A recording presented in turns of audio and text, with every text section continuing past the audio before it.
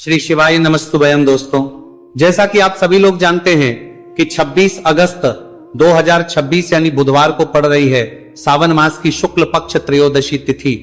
और दोस्तों, ये वह तिथि है जो सावन मास में पड़ने वाली सबसे बड़ी तिथि है, क्योंकि ये सावन मास में पड़ने वाली है और इसका बहुत ही बड़ा और विशेष महत्व होता है। पूज्य गुरु जी ने कहा है कि अगर कभी भी मौका लग जाए और सावन मास की त्रयोदशी तिथि बुधवार को पड़ जाए तो आप लोगों को 7 हरा दुर्वा का उपाय तो अवश्य ही करना चाहिए। इन दोनों का संयोग बहुत ही कम आता है। इसी के साथ में गुरुजी ने अपनी शिव पुराण कथा में बताया है कि इस दिन आपको 7 दुर्वा का उपाय तो आपको अवश्य ही करना चाहिए, क्योंकि ऐसा दिन पूरे साल में सिर्फ एक ही बार आता है।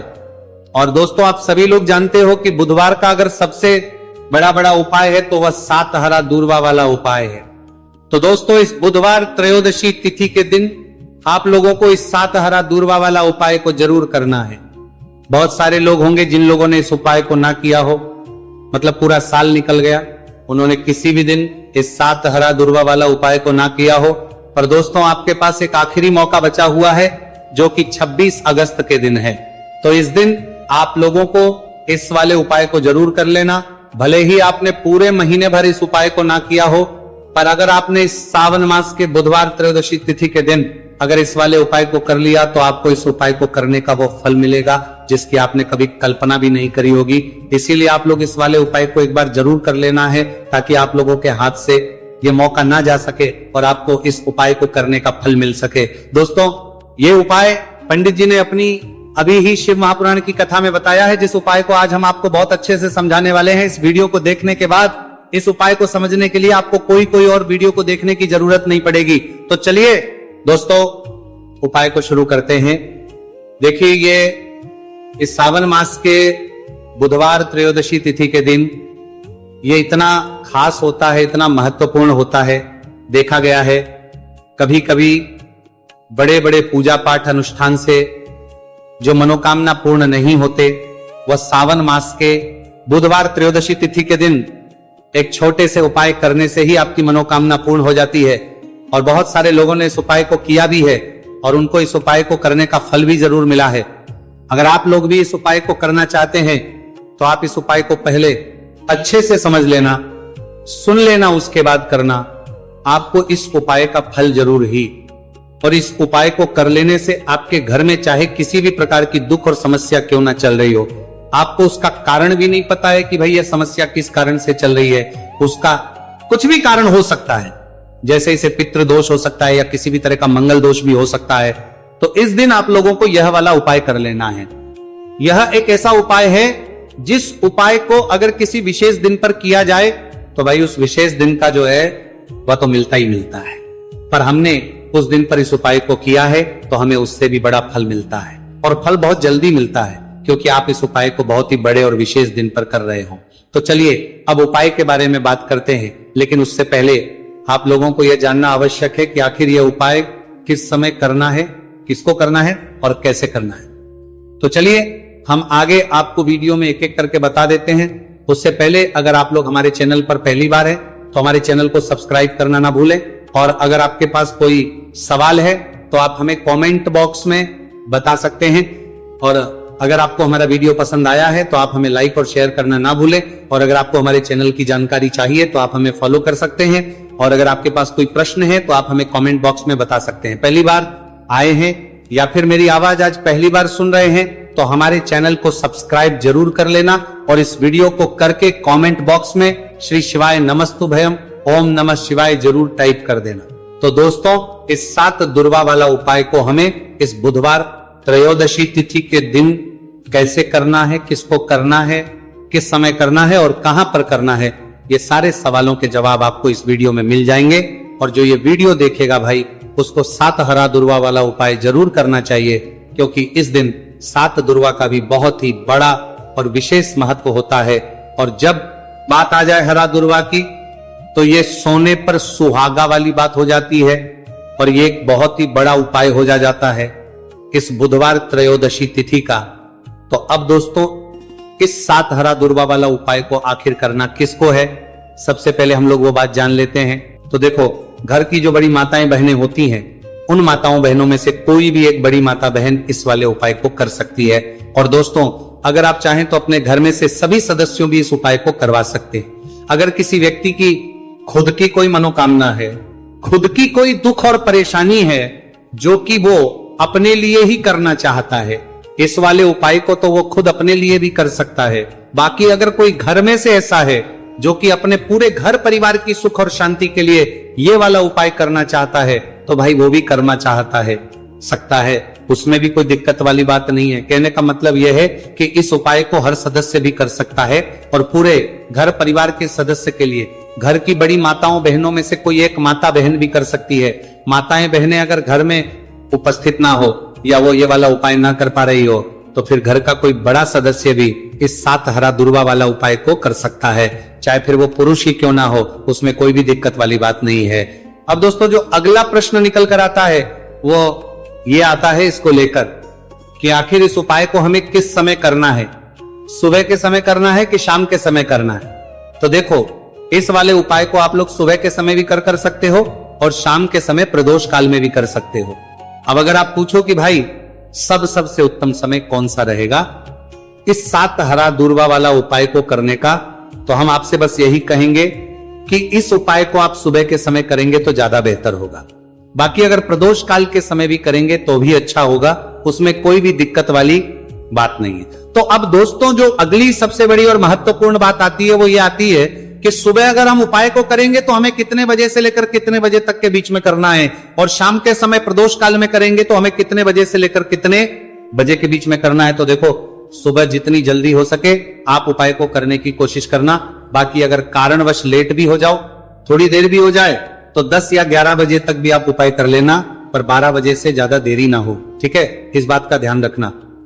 उसके बाद में दोस्तों, अगर शाम के समय प्रदोष काल की बात करें, प्रदोष काल का जो समय है होता है वो शाम के 6 बजे से शुरू हो जाता है। मतलब शाम के 6 बजे से लेकर शाम के 6 बजे से रात के 8 बजे के बीच का जो समय होता है, यह समय प्रदोष काल का समय होता है। तो इस उपाय को 7 या 8 बजे के बीच में भी कर सकते हो। मैं आप कभी भी इस वाले उपाय को कर सकते हो, उसमें कोई भी दिक्कत वाली बात नहीं है। तो सावन मास का महीना ही है जो आपको धन, दौलत, पुण्य दोनों ही देने वाला है। सावन मास के महीने में तुलसी का पूजन करके, श्री हरि विष्णु से जुड़े हुए कुछ उपाय करके आप अपने जीवन की निर्धनता, धन से जुड़ी समस्याएं, कर्जे से जुड़ी समस्याओं को हमेशा के लिए दूर कर सकते हैं।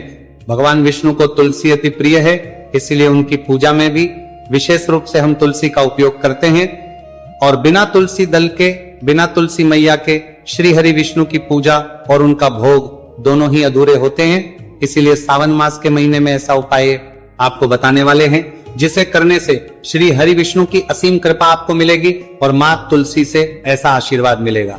जीवन का हर दुख, हर कष्ट, गरीबी, निर्धनता, कर्जे से जुड़ी समस्याएं, सब कुछ ही आपके जीवन से दूर हो जाएगा और सुख, समृद्धि, धन, वैभव, ऐश्वर्य सब कुछ आपको अपने जीवन में आसानी से मिलने लगेगा।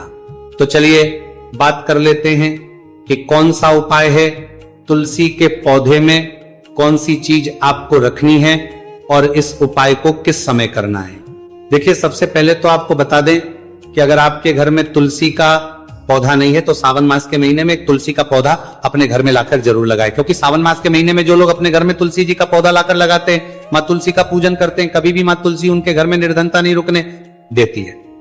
हमेशा उनके घर में धन की वृद्धि होती है, धन की वर्षा होती है। तो जरूर से तुलसी का पौधा आप सावन मास के महीने में अपने घर जरूर लेकर आए और अच्छे से आपको मां तुलसी का पूजन करना है। मां तुलसी के पौधे की देखभाल करनी है, और वह कौन चीज है जो आपको तुलसी के पौधे में सावन मास के महीने 26 अगस्त बुधवार त्रयोदशी तिथि में रखना है। और कैसे यह चीज रखते ही रातों रात आपके जीवन में चमत्कार होगा और आपके भाग्य का भी आपको साथ मिलेगा। तो देखिए, इस वीडियो में जितने भी उपाय हम आपको बताएंगे सभी उपाय सरल है। देखो, गुरुजी ने कहा है कि बुधवार के दिन आपको 7 हरा दूर्वा वाला उपाय तो अवश्य ही करना चाहिए। वीडियो के अंतिम में आपको उपाय बताया है, आपको करना है। देखो, आगे बढ़ने से पहले वीडियो को एक लाइक जरूर करें। देखो, सबसे पहला उपाय, यदि आपके जीवन में कर्जा बहुत अधिक है, आपके जीवन में संकट बहुत अधिक रहते हैं, आपके ऊपर बहुत अधिक विपदा आ रही है, बार बार आपको अपने व्यापार में और अपने धन में हानि देखने को मिल रही है, यानी कि आपको प्रत्येक कार्य में हानि हो रही है, तो आपको ये उपाय करना चाहिए। इस उपाय को करने के लिए आपको दो चीजों की आवश्यकता होगी। सबसे पहले है, आप जानते हो जो कि भगवान गणेश जी को समर्पित होती है, तो आपको वो हरा दुर्वा की आवश्यकता होगी, साथ ही में एक लोटा जल की आवश्यकता होगी। और आप जब भी उपाय को करें, जिस दिन भी आपको करें, तो आपको प्रातः कल सुबह सुबह ही सुबह वो करना है। इस बात का विशेष रूप से आपको ध्यान रखना है, ठीक है। तो आपको एक हरा दुर्वा लेनी है, अगर आधा हरा दुर्वा भी मिल जाती है तो भी कोई दिक्कत नहीं है, बस आपको हरा दुर्वा है। अगर ज्यादा ना मिले तो उस स्थान पर एक हरा दुर्वा भी ले सकते हैं। हरा दुर्वा आपको आसानी से कहानी पर भी मिल जाएगी, बस याद रखिएगा शुद्ध दुर्वा, और मतलब उसे शुद्ध करके ही उपयोग में लीजिएगा, है ना। तो आपको करना क्या है, एक हरा दुर्वा या एक से ज्यादा भी हरा दुर्वा आप लोग ले सकते हैं। तो एक हरा दुर्वा अपनी ले लीजिए, एक हरा दुर्वा के साथ में आप एक लोटा जल ले लीजिए, और इन दोनों ही चीजों को लेकर शिव जी के मंदिर पहुंच जाइए। शिव जी के मंदिर पहुंचकर सबसे पहले आप शिवलिंग के पास में बैठ जाइए। शिव जी के पास में बैठने के बाद जो शिव जी की शिवलिंग होगी, शिवलिंग के ऊपर सबसे पहले आपको ये दूर्वा को समर्पित करना है। दूर्वा को कुछ इस प्रकार से समर्पित करना है कि जो दूर्वा की दांडी का मुख होगा वह जलधारी की तरफ हो, जहां से जल नीचे करता है ना। और जो हरा दुर्वा का मिला हुआ भाग होगा वो अपने आप शिवाजी के पीछे की तरफ हो जाएगा, ठीक है। तो इस प्रकार से ये हरा दुर्वा का ये दुर्वा आपको भगवान शिव जी का शिवलिंग के ऊपर समर्पित करनी है। और जो एक लोटा जल आप अपने साथ लेकर आए हैं, इसी दूर के ऊपर भगवान शिव जी के शिवलिंग के ऊपर एक धारा से आपको समर्पित कर देना है, ठीक है। अब यहां पर देखने बात यह है कि यह उपाय इस व्यक्ति को करना है जिस व्यक्ति की नौकरी नहीं लग रही हो, जो व्यक्ति परीक्षा में पास होना चाहता हो, तो इस व्यक्ति को अपने हाथों से इस उपाय करना है, तभी उपाय कम करेगा, ठीक है। उपाय को करने के बाद आपको 3 महीने उपाय आपको कब तक करना है, जब तक कि आपकी नौकरी ना जाए। जब तक आप इस उपाय को नियम के साथ करो, आपकी नौकरी जरूर लगेगी। अब बात करते हैं दूसरे उपाय के बारे में। तो देखिए दूसरे उपाय जो है, देखिए इस उपाय के लिए आपको मात्र 1 लौंग का जोड़ा लेना है, यानी कि 2 फूल वाली लौंग लेनी है। साथ में आपको मात्र थोड़ा सा शहद लेना होगा, और इसी के साथ में आपको तांबे के पात्र अंदर शुद्ध जल लेना होगा। अब देखिए इन सभी सामग्रियों को लेकर के आपको भगवान शिव के मंदिर में पहुंच जाना है। देखिए ये उपाय आप सुबह से लेकर शाम तक कर सकते हैं। तो वह सबसे पहले तो आपके पास जो 2 फूल वाली लौंग है, उन्हें आपको शहद के अंदर अच्छे से डुबो है, यानी कि दोनों लौंग पर आपको अच्छे से शहद का लेपन कर देना है।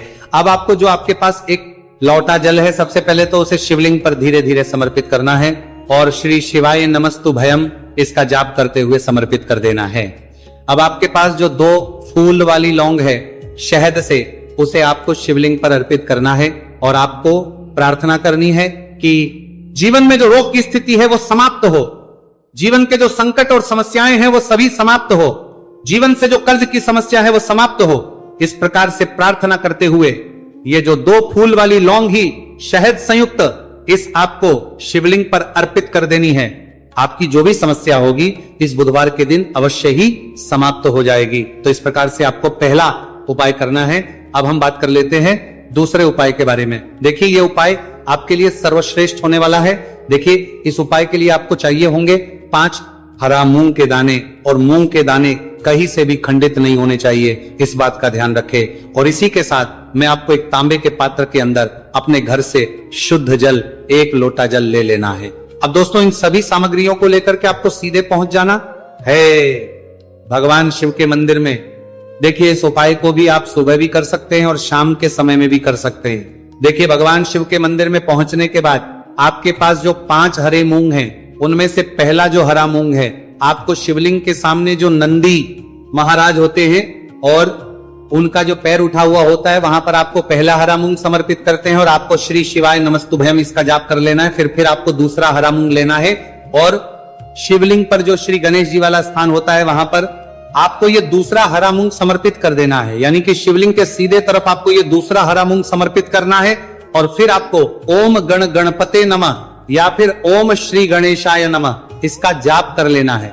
तीसरा हरा मूंग का दाना आपको भगवान शिव की सबसे प्रिय पुत्री माता अशोक सुंदरी वाले स्थान पर समर्पित करना। शिवलिंग की जो जलाधारी होती है, जहां से जल बह करके आता है, उसी जलाधारी के बीच में जो कहीं कहीं उठी हुई लाइन होती है सांप की आकृति के रूपा में, वहीं पर आपको तीसरा हरा मूंग समर्पित करना है और फिर आपको ओम नमः शिवाय इसका जाप कर लेना है। अब दोस्तों चौथा जो हरा मूंग है उसे आपको भगवान कार्तिकेय जी का जो स्थान होता है शिवलिंग पर, वहां पर आपको यह चौथा हरा मूंग का दाना समर्पित कर देना है और आप ओम नमः शिवाय इसका जाप कर लेना है। अब दोस्तों आपके पास जो पांचवा और अंतिम हरा मूंग बचा हुआ है, उससे आपको उससे जल के पात्र के अंदर डाल देना है और इस हरे मूंग से युक्त जल से आपको भगवान शिव के शिवलिंग का अभिषेक कर देना है। जल आपको बिल्कुल धीरे धीरे समर्पित करते जाना है और लगातार आपको शिव महापुराण के मूल श्री शिवाय नमस्तु भयम इसका जाप करते रहना है। फिर आपको शिवलिंग के आगे बैठकर, यदि आप अपने बच्चों के लिए ये उपाय कर रहे हैं, यदि आप अपने बच्चों की बुद्धि ज्ञान और विवेक के लिए उपाय कर रहे हैं, तो उसके लिए आपको प्रार्थना कर लेनी है। या फिर व्यापार में वृद्धि करने के लिए ये उपाय कर रहे हैं तो उसकी कामना करते हुए आपको प्रार्थना कर लेनी है।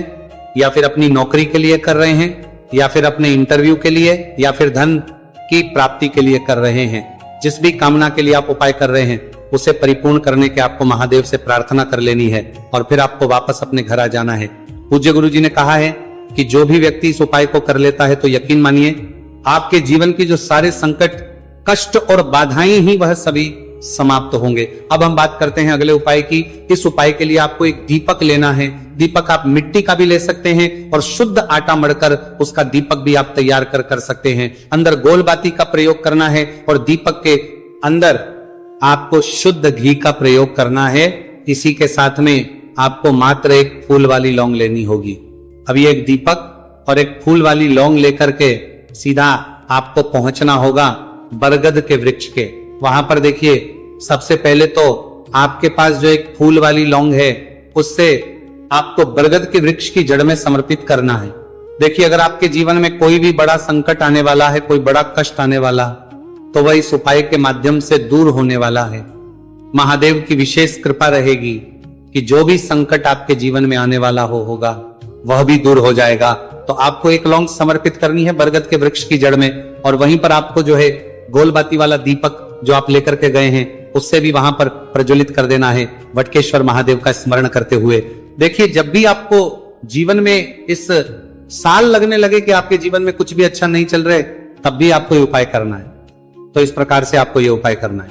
अब हम जान लेते हैं चौथे विशेष उपाय के बारे में। देखें, यदि आपके विवाह में, शादी में कोई भी समस्या आ रही है, यदि आपका जो कर्ज है वह दिन पर दिन बढ़ते ही जा रहा है, तो आपको ये चमत्कारी उपाय करना चाहिए। कोई भी समस्या अगर जीवन में है तो उसे दूर करने के लिए आपको ये उपाय करना चाहिए। मंगल